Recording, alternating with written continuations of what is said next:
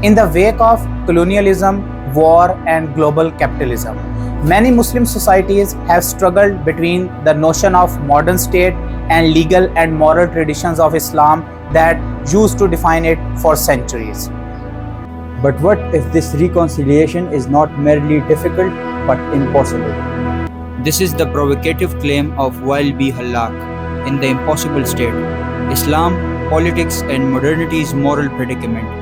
This film explores Hallaq's thesis, unpacking a profound critique of modern sovereignty, Islamic law, and the philosophical underpinnings of statehood itself. Hallaq's central thesis is radical in its clarity: the modern state, rooted in enlightenment, rationality, secular sovereignty, and legal positivism, is fundamentally incompatible with the moral and epistemic structure of the Islamic tradition. Hallaq is not simply saying that Islamic State doesn't exist. He says that it cannot exist in the first place. Because the state as a modern project presupposes a form of power and law that Islam, in its classical tradition, never recognized. In the Islamic tradition, law, that is called Sharia, was not state-made. It emerged from a discursive community of scholars, the ulema, the men of religion, whose moral authority was rooted in interpretive rigor and communal ethics. But the modern state demands monopoly of law, of violence, and legitimacy.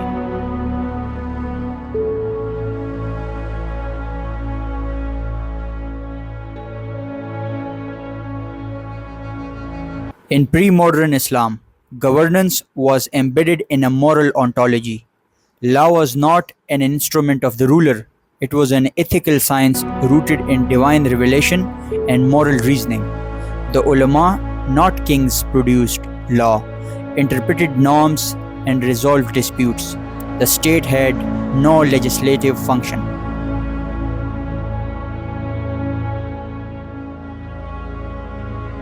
Think of the Islamic world not as theocracy but as democracy, a rule of law but without the apparatus of the state as we know it today.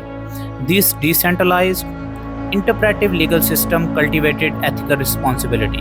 The law was not forced from above but lived from within. The modern state was born of rupture, the Reformation, the Enlightenment, and the rise of bureaucratic rationalism. Its foundation lies in secular sovereignty, the idea that law is made by man, not discovered in revelation. The state becomes both author and executor of law. This is the Hobbesian movement. To escape the state of nature, man surrenders to the Leviathan, but in doing so, he cuts himself off from divine moral authority.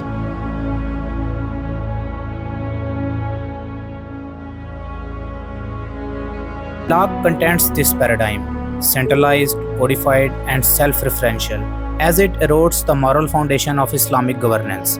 The modern state is not morally neutral. It is a project of control, secularization, and subject formation.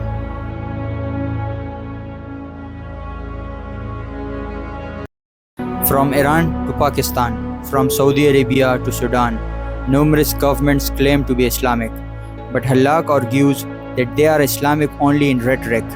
In form and structure, they are thoroughly modern. They legislate, police, surveil, and discipline, like every other modern state. These states are juridical imitations of Western systems. Even when they enforce Islamic codes, they do so via modern institutions that Islamic law never envisioned. In their embrace of legal codification and state sovereignty, these regimes reveal the paradox. To be a modern state is already to have abandoned the moral epistemology of Islam.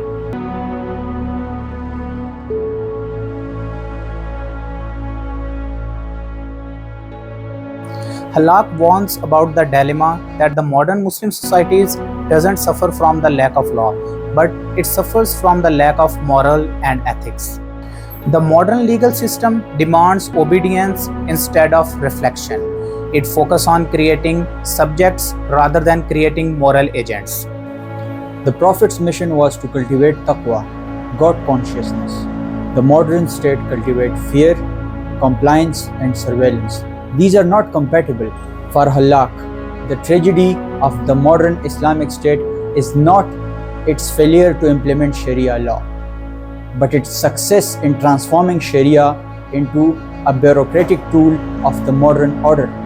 Halak does not offer blueprint. He offers questions. Can Muslims imagine a future beyond the state, beyond legal formalism? What would it mean to recover an ethics of law rooted not in sovereignty but in the divine law and the communal practice? Halak calls us to rethink not just politics, but modernity itself, to challenge the epistemic violence of the state, to reimagine moral life outside the machinery of power. The Impossible State is a book not about failures, but it's a mirror. It shows us that how the deepest crises of a society are not political but ethical. Not technical but philosophical. Now, the question is not how to build an Islamic state, but how to live an Islamic life in a world ruled by the modern state.